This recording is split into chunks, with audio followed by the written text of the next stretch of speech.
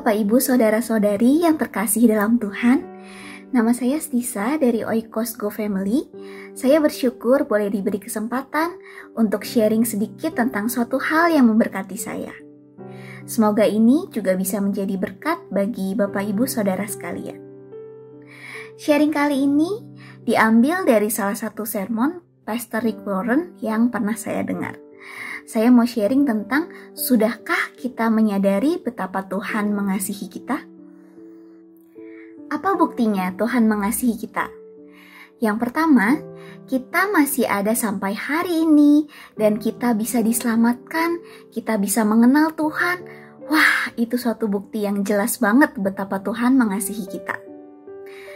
Yang kedua, Tuhan minta kita memanggil Dia Bapa. Kita dijadikan anak-anaknya dan kita punya akses yang mudah sekali buat menghubungi Dia. Mau kapanpun, dimanapun, dalam keadaan apapun, kita bisa memanggil Dia. Saya yakin kita semua pasti sudah tahu kalau Tuhan mengasihi kita.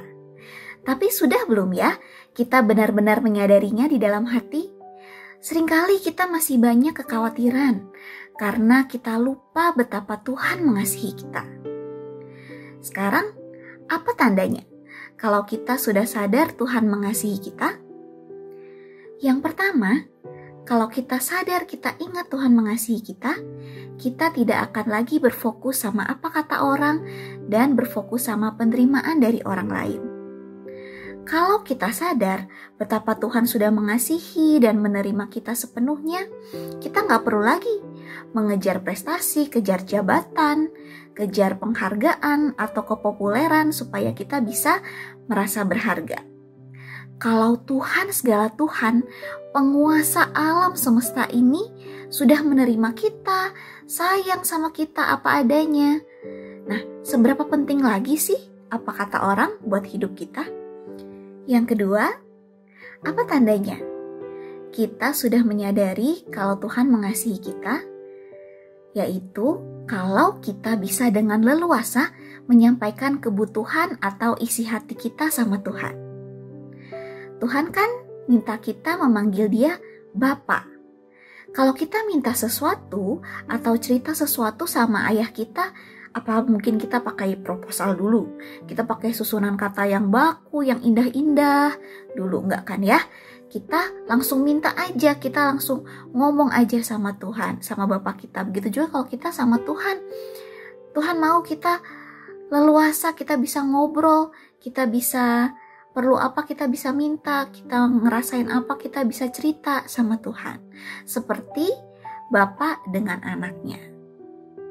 Yang ketiga, apa tandanya kalau kita sudah sadar nih, kita sudah benar-benar ingat, benar-benar tahu di dalam hati kalau Tuhan mengasihi kita.